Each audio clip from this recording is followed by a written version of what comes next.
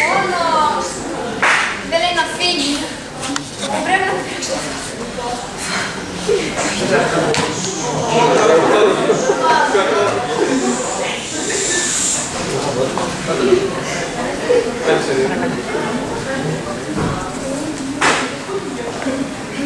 Τι έγινε? Πού βρίσκομαι, τι είναι εδώ? Α, εσύ τώρα ήρθες? Ναι, έτσι νομίζω. Μάλιστα. Τροχαίο. Όχι, έθρατα. Ωραία, για κάτσε να δούμε θα σε βολέψω, γιατί σήμερα έχουμε 2 πορικά και γίνεται της κακομοίρας. Μισό λεπτό. Εγώ δεν πρέπει να βρίσκομαι ακόμη εδώ. Εγώ είμαι πολύ νέος. Τι σημασία έχουν τα χρόνια? Σημασία έχει η καρδιά. Μα δεν μπορεί να βρίσκομαι στον άλλο κόσμο. Δεν θα γίνει κάποιο λάθος. Όλοι αυτό πιστεύουν. Ναι, αλλά εγώ μέχρι προχθές έκανα εξετάσεις. Γέστα εδώ. Α, ναι, για να δω. Βέβαια. Κοίτα, τώρα θα σου δείξω. Α, ναι, τότε μάλιστα. Τότε αλλάζει τα πράγματα. Για πες με λίγο εδώ. Τρελαίνω να σου κάνω κάτι. Μα να μου συμβεί τώρα αυτό. Τώρα που τρέχω από εκεί, κόψα στο κινητό. Πιστεύω να τον πλήρωσε με την πτήση. Και ήμουν τόσο συνειδητωμένο. Σκέφτεται την προηγούμενη εβδομάδα άρχισα δίαιτα. Σε αυτό καλά έκανες γιατί τα λευκά παχαίνουν. Μα έλα τώρα, εντάξει, μην κάνεις έτσι. Είναι και τα καλά της αυτή η κατάσταση. Ποια καλά! Για πες μου ένα καλό. Κρατάει πολύ. Και στο κάτω-κάτω δεν καταλαβαίνω γιατί είναι τόσο φοβερό να πεθάνει κανείς. Αφού έτσι κι αλλιώς αυτό θα συνέβη.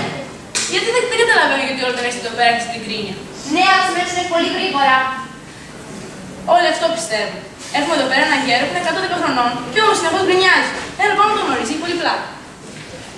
Τι κάνεις γέρο παράξενε, να σου γνωρίσουμε ένα καινούριο? Όχι, δεν θέλω να είναι. Ποιος είναι αυτός και τι θέλω από μένα? Δεν το παίρνεις οπτικά. Είναι φοβερά καχύπτος με όλους. Να φανταστείς, στην κηδεία του είναι ο κορυφός από τα αυτοκίνητα. Είναι ο πιο τσιμπούς και ο πιο στριμμένος γέρος που έχεις γνωρίσει. Λίγο πριν πεθάνει, έκανε τη διαθήκη του και φτάσει όλο στον εαυτό του. Αστιεύεσαι, βέβαια. Καθόλου. Σου λέω δεν είναι το ίδιο το νερό. Να κοίτα. Παππούδι ψάω. Αγορακιάς! Όλο δώσε και δώσε. Βασικός λόγος που πέθανε ήταν εκτός από τα έξοδα και τους πάντα τους συγγενείς μου. Ορίστε. Πάρε πρώτα να λεφτά σου μνημόσυνο. Και να φύγεις γιατί τα μούτρα μου φέρνουν αλλεργία. Μα πώς μου μιλάς έτσι? Εγώ είμαι ο αγγελός σου, ο προστάτης σου. Το προστάτη μου τον αφέσα στα 70 μου και δεν χρειάζομαι άλλον. Ξέρεις γιατί είμαι έτσι τόσο στριμμένος όπως ανέχομαι? Γιατί αυτό το λες να είμαι καλός και υπομονετικός μαζί σας. Αυτό λέγεται υπηρεσιακό καθήκον. Και αν είμαι καλός στα υπηρεσιακά μου καθήκοντα, κάποια μέρα θα ανώσουν πάνω στα γραφεία και θα παραγώ από όλους σας. Αυτό λέγεται επαγγελματική προοπτική. Γιατί με νοιάζει εμένα, ρε. Βάζει στο διάολο εγώ. Όχι, αυτό λέγεται δυσμενή μετάφραση. Παναγία μου, ποιος είναι αυτός? Α, είναι ο κλητήρας κατοδιεύθυνσης. Αν δεν είναι την εβδομάδα και παίρνει την αλλαγραφή από κάτω. Όταν είσαι στο διεύθυνση εννοείς την κόλαση. Δεν αρχίσουμε με τους όλους εμείς. Μια χαρά είστε εδώ ρε μάγκες. Τετράκια, λουλουδάκια, καθαρός αέρας, ωραίο κρατήριο. Εμείς εκεί κάτω λιποθυμάμε από τη ζέστη και τις αναθυμιάσεις. Άσε που έχουμε τρελαθεί στη δουλειά. Να, προχθές μας έφεραν μια τεράστια παρτίδα δικηγόρους και μείναμε ξύπνοι όλη νύχτα για να ανάβουμε τις φωτιές. Εσύ να τα ακούς αυτά, δεν εννοείς να πιστείς ότι είναι καιρός που βρίσκεσαι εδώ. Α, άσε, θα το πεις εγώ. Είμαι καλός στο ψιστήρι. Εδώ ρε φίλε, δεν αντέχω εγώ. Δεν αντέχω όλο στην κόλαση, ρε συνάδελφε. Πρέπει να με φέρουν εδώ, στο παράδεισο. Τρελάκες, τι θα κάνεις εσύ εδώ? Μπορώ να αναλάβω τις αιτήσεις. Όποιος ζητάει κάτι, να το στέλνετε στο διάλογο. Μήπως ξέρεις τι πρέπει να κάνω? Πρώτα-πρώτα, ένα καλό μπάνιο. Βέβαια. Τι να σου κάνει το κοσμητικό? Όλη μέρα υδρώνουμε σαν τα ζώα στις φωτιές και στα γαζά. Είπαμε ότι θα μας φέρουν φούρνους των θυμάτων, αλλά δεν βαριέσαι. Μα νόμιζα ότι όλα αυτά για τις φωτιές και τα καζάνια της κόλασης ήταν ψέματα. Πίστευα τα μαρτύρια, τα ψυχολογικά. Έχουν και ψυχολογικά. Τον Ηρώδη, ας πούμε, το φωνάζουμε όλοι μωρό. Τα καλύτερα. Είναι ο συνδυασμός. Τον Ιούδα τον έχουμε σε κάτι τεράστια καζάνια και βράζει και είμαστε εμείς απέναντι και του στέλνουμε φυλάκια. Θεέ μου, είσαι καλέος. Τι είπες? Για πρόσεχε το κομμύρι μου, γιατί έτσι και γίνει καμιά αναθέωση του φεκέλου σου και βρεθείς στα χέρια μου θα σου πω. Μα είσαι καλέος. Και αυτό για την αναθεώρηση του φακέλου, ναι, το εννοεί.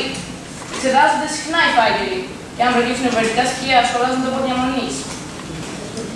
Τελικά υπάρχει και κόλαση. Και βαρύσεις. Όλα όσα μας μάθουν από παιδιά είδαν αλήθεια. Όλα. Η κακή μας στην κόλαση Οι καλοί στο παράδεισο και οι πλούσιοι πάνε στις Μπαχάμες. Και βαριέμαι. Δεν μου τι να κάνω να περάσει η ώρα. Είσαι μια μασχέντζα, δεν έχω κάνει παιδικό. Κανονιότητα είναι, θα περάσει. Μα δεν καταλαβαίνεις τι να χαριστεί να μην στον παράδεισο και είσαι μια μπούτρα. Άπα, αφού δεν μπορώ να χωνεύω την πέθανε τόσο νέος. Και έρχεται πάλι και το συνάδελφό σου. Γεια σου, συνάδελφε. Τι της πάρεις εδώ, ρε. Δουλειές. Έφερα την ολογραφία από κάτω.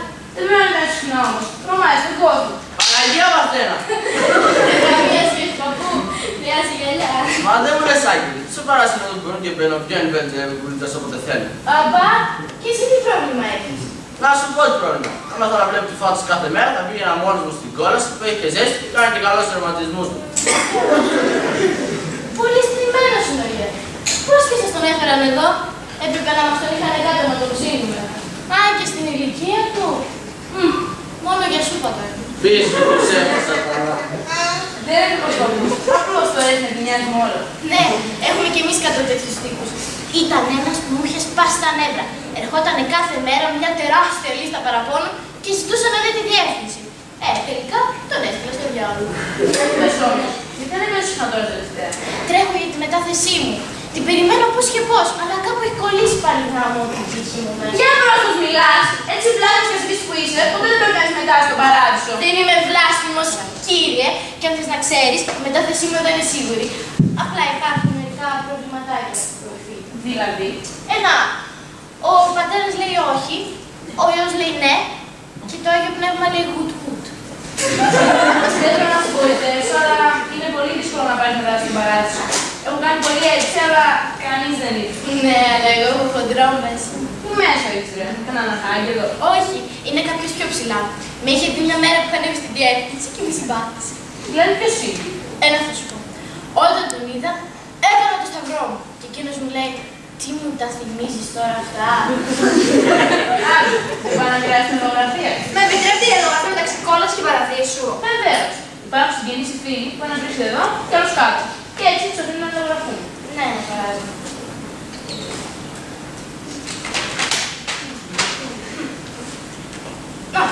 Φίλε Πέτρο, γεια σου. Και ρώτησε να μου γράψεις. Τι κάνεις? Τι κάνουν τα άλλα παιδιά? Εγώ δεν βλέπω κανέναν, γιατί όπως ξέρεις, από όλη την τάξη, μόνο εγώ βρίσκομαι εδώ κάτω. Γιατί δεν οργανώνεται καμιά συνάντηση παλιών συμμαθητών να βρεθούμε και να θυμηθούμε τα παλιά? Δώσε χαιρετισμού σε όλους.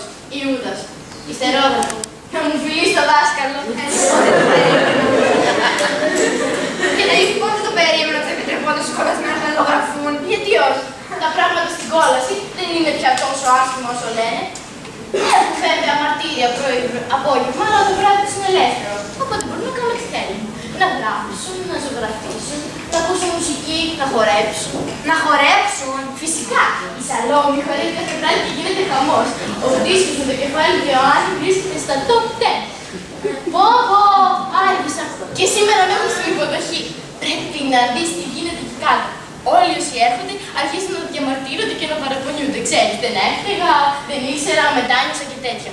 Εγώ, για να ελαφρύνω λίγο την ατμόσφαιρα, τις κάνω αστιάκια. Τους ρωτάω δηλαδή, αν θέλουν να πούν στους καπνίζοντες ή στους μη καπνίζοντες. Μα επιτρέπεται το τσιγάρο. Όχι, καπνίζοντες είναι αυτοί που καίγονται στις φωτιές και μη καπνίζοντες αυτοί που μπαίνουν στους φούρνους. Αλλά αυτοί βέβαια δεν πιάνουν το χιούμορ μου και συνεχίζουν να κλαίνε.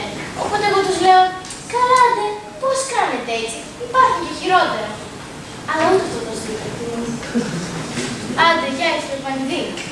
Α, και επειδή σας είδα όλους έτσι περίεργους και θέλετε να δείτε και τη συνέχεια, το έργο μας θα παιχτεί στις 11 του μήνα, Τρίτη, στο γυμνάσιο, στο 5ο γυμνάσιο, Παπαπέτρου Καβαλά, 7 η ώρα, είσοδος είναι ελεύθερη και σας περιμένουμε όλους.